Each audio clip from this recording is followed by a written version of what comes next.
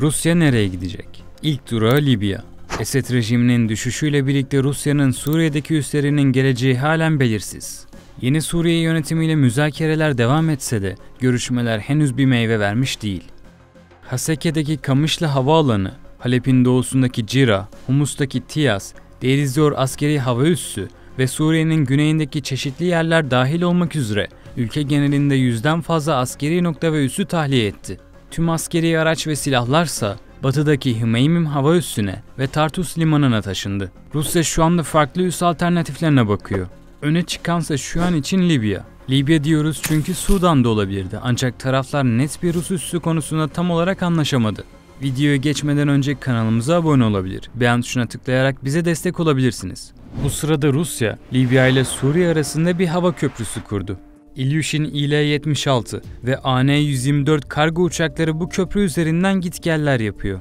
Açık kaynaklara yansıyan bilgilere göre Rus uçakları Suriye ve Rusya'dan askeri malzeme topluyor. 8 Aralık'tan bu yana askeri silah ve ekipman taşıyan uçaklar hem Rusya ile Belarus ve hem de Suriye'den Libya'ya uçuşlar yapıyor. OSİNT Türk kaynaklarını kullanarak uçuş verilerini topladık. 25 Aralık ile 9 Ocak tarihleri arasında Rus askeri kargo uçaklarının en az 8-9 kez Suriye-Libya arasında uçuş yaptığını gördük. Yalnızca Suriye üzerinden uçuş yapılmıyordu elbette. Rusya üzerinden Libya'ya 12 Aralık 7 Ocak tarihleri arasında en az 6-7 kez uçuş yapılmış. Geçmişe kıyasla daha yoğun bir hava trafiği var diyebiliriz. Uçaklar General Halife Hafter kontrolündeki ülkenin doğusunda bulunan Bingazi, El Hadim ve El Cufra üslerine iniş yaptı. El Hadim'de 3 adet Rus üretimi Pantsir hava savunma sisteminin konuşlu olduğunu fark ettik. El Cufra'da ise çok sayıda Su-27 bulunuyor. Libyalı bir subay, New York Times'a Rus uçaklarının iniş yaptıkları hava üslerine önceden değil, havadayken haber verdiğini açıkladı. Yol üzerindeyken de konum bilgilerini dışarıya kapattıkları ifade ediliyor.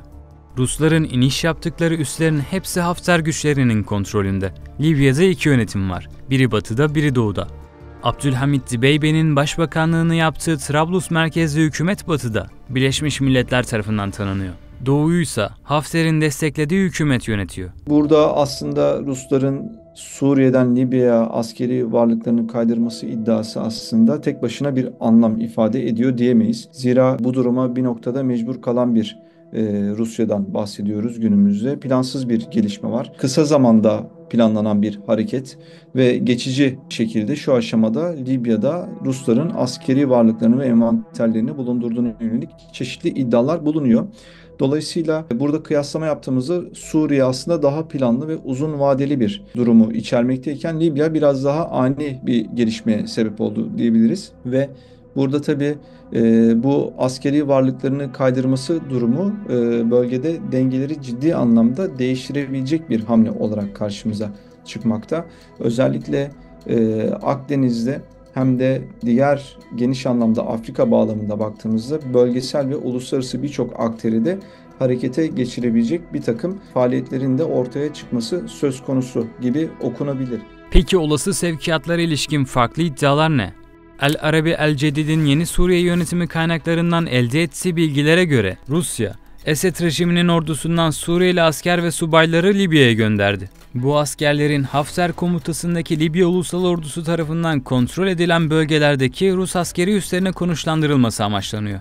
Bilhassa Benina üssüne çok sayıda eski rejim askeri sevk edilebilir. 5. Kolordu ve zamanında Süheyl Hasan'ın komutanlığını yaptığı Kaplan kuvvetlerinin 1000 kadar askeri personeli uçaklarla Hmeymim hava üssünden Bingazi havaalanına götürüldü. Belki Süheyl Hasan'ı da başka bir savaş cephesinde görebiliriz.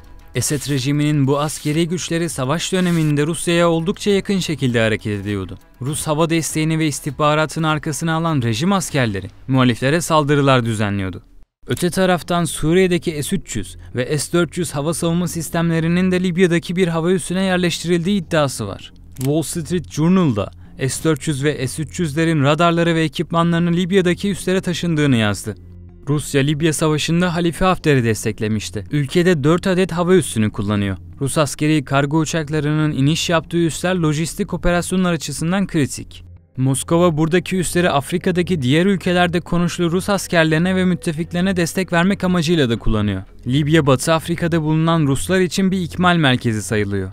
Hava üslerinin haricinde bir de Tobruk'ta liman var. Rus savaş gemileri zaman zaman buraya demirliyor. Eğitim, bakım, teknik ve lojistik destek açısından bu limanı kullanıyorlar. Suriye'den Libya'ya havadan sevkiyatlar yapılırken şu ana kadar denizden nakliyatlara rastlanılmadı. Buna dair bazı iddialar mevcut. Ukrayna'nın askeri istihbarat teşkilatına göre Rusya, Suriye'de Tartus'taki deniz üssüne erişimde sıkıntılar yaşıyor. Suriye açıklarında sıkışıp kalan Rus donanma gemilerinden biri olan amfibi Alexander Otrakovski, su arıtma tesisi ve sızıntı yapan yakıt tankları ile ilgili teknik sorunlar yaşıyor. Onarım için limana giremiyor. Bunun sebebi olarak yeni Suriye yönetiminin limanlara erişim izni vermemesi, Ukrayna istihbaratının öne sürdüğü bilgiler arasında. Rus savaş gemileri ise limanın açıklarında demirlemiş durumda. Şu anda uydu görüntülerine yansıyan Tarsus açıklarındaki gemileri görüyorsunuz. Limandan teslimat alamadıkları için yönlerini Libya'ya çeviremiyorlar. Eğer limana erişebilirlerse Sparta ve Sparta 2 kargo gemileriyle askeri ekipman ve silah sevkiyatları yapılabilir. İlk başta bölgesel etkilere bakacak olursak aslında Ruslar zaten Suriye'deyken Akdeniz'de, Doğu Akdeniz'de bir anlamda varlıklarını gösteriyorlardı. Değişen konjonktürden sonra Libya'ya yönelik bu gücün kaydırılması da Akdeniz'de varlık göstereceklerinin bir anlamda işareti. Kremlin bir süredir kendisine alternatif donanma üsleri arıyor. Libya ve Sudan bunlardan biriydi. Özellikle Akdeniz'deki faaliyetleri için Tobruk limanında kendisi için bir alan kurmak istiyor. Bugünlerde Tobruk'taki limanı savaş gemilerini barındıracak şekilde geliştirmeyi değerlendirdiği belirtiliyor. Donanma üssü inşasına dair tartışmalar Kaddafi dönemine dayanıyor. Rusya 2008'de Libya'nın soğuk savaş döneminden kalan 4,5 milyar dolarlık borcunu silmeyi kabul etmişti. Muammer Kaddafi de 2008'de Rusya'ya yaptığı ziyaret sırasında Bingazi'de bir Rus deniz üssü kurulmasına ilgi duyduğunu ifade etmişti. Rusya Savunma Bakanlığı heyetinin Ağustos 2023'te Libya'nın doğusuna gitmesinden ve Hafter'in Eylül 2023'te Moskova'ya yaptığı karşılıklı ziyaretten bu yana Rusya askeri tesis anlaşması arayışlarını yoğunlaştırdı. Rusya ayrıca hava üslerindeki pistleri modernize etti. 2024'te Libya'ya 1800 yeni askeri personel gönderdi. Libya'da Ulusal Birlik Hükümeti Başbakanı Abdülhamit Dibeybe, Rusya'nın ülkeye askeri teçhizat aktardığı yönündeki haberler hakkında endişeli. Ona göre Libya, uluslararası çatışmaların sahnesi haline gelmesi tehlikesi altında. Resmi anlaşmalar olmaksızın herhangi bir yabancı gücün ülkeye girmesini reddediyor. Bu konu hakkında hiçbir vatansever insan, yabancı bir ülkenin Libya üzerinde hegemonya kurmasını kabul edemez. Ülkemizin uluslararası bir savaş haline gelmesini tamamen reddediyoruz ifadelerini kullanmıştı. Duruma ilişkin şikayetler iletilmek üzere Libya'daki Rus Büyükelçisi de Dışişleri Bakanlığı'na çağrıldı. Rusya'nın desteklediği Hafter BM tarafından tanınmıyor. İki parçaya bölünmüş farklı tarafların güç yarışında olduğu Libya merkezi bir otoriteden yoksun. Bu ortamda Kremlin, mevcut statükoda meşru olmayan bir hükümetle işbirliğini güçlendirme arayışında. Suriye'deki varlığını Esed rejiminin davetiyle meşrulaştırırken Libya'da bunu yapamayabilir. Hafter'le Rusya arasındaki ilişkiler gayri resmi yollarla yürüyor şu aşamada ve burada ilerleyen günlerde, ilerleyen haftalarda bir fikir değiştirme durumu olursa tabii ki burada Rusya'nın Libya'daki etkisinde tartışmamız durumu söz konusu olabilecektir. Burada yine diğer farklı bir tehlike ise Libya'nın uluslararası güçler arasında bir çekişme alanına dönüşmesinin daha ileri bir boyuta gelmesi söz konusu olacak. Baktığımızda zaten Libya'da Türkiye'nin de sayesinde son birkaç zamandır istikrarın kurulduğunu söylememiz mümkün. Dolayısıyla burada farklı ülkelerin, farklı yabancı aktörlerin Libya'da tekrardan farklı güç mücadelelerine girerek Libya'yı tekrardan eski istikrarsızlık günlerine döndürmesi ve buranın tekrardan yeni bir savaş alanı olmasını hiç kimsenin isteyeceğini ben düşünmüyorum. Batı'da Rusya'nın girişimleri karşısında boş durmuyor. ABD'nin Libya Maslahat Güzarı Halife Hafter'in oğlu Kor General Halit Hafter'le görüştü. Resmi açıklamada ABD-Libya askeri işbirliğinin ele alındığı belirtildi. Ancak arka planda Moskova'nın askeri nakliyatlarının da gündeme getirilmiş olması yüksek ihtimal. Atlantik Konseyi'nde konu hakkında bir yazı kaleme alan Emadettin Badi, ABD'nin Hafter'i Moskova'nın himayesinden kurtarmaya çalıştığı düşüncesinde. Peki Washington, Moskova'nın Hafter'e sağladığı askeri, lojistik ve mali desteğin yerini alabilir mi? Badi'ye göre Hafter, askeri ve lojistik açıdan Kremlin'e sıkı sıkıya bağlı. Dilediği zaman da bu bağlılığını değiştirebilecek bir oyuncu değil. Rusya'nın yeni bir Akdeniz üssü arayışından en çok rahatsız olan aktörlerden biri de İtalya. Moskova'nın bölgedeki faaliyetlerini hızla ve daha yakından mercek altına almaya başladılar. Başbakan Meloni, Libya'nın stratejik önemini ve Kuzey Afrika'da artan Rus etkisinin oluşturduğu potansiyel riskler bulunduğunu açıkladı. Yaptığı çağrıda Rusya'nın Libya'da neler yaptığının dikkatle gözlemlenmesini istedi. Rusların yeni bir zemin arayışında olduğunu düşünüyor.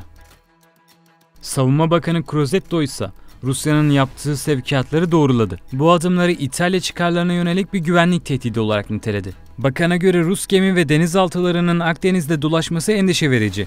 Rusya'nın burada Libya'da bir askeri üs kurma ihtimali özellikle baktığımız zaman NATO için oldukça büyük bir risk unsuru olarak bulunmakta. Kaldı ki burada İtalya Savunma Bakanı geçtiğimiz günlerde bu durumun Avrupa'ya çok yakın bir tehdit oluşturduğunu açıkça söylemişti. Yani düşünün, burada Rus gemi ve denizaltıları Avrupa'nın kapısında bulunacak. Dolayısıyla burada ciddi bir risk var Avrupa ve NATO açısından ifade edilen. Türkiye'ye gelirsek burada yine Libya'da zaten Trablus hükümetine Türkiye'nin destekleri söz konusu.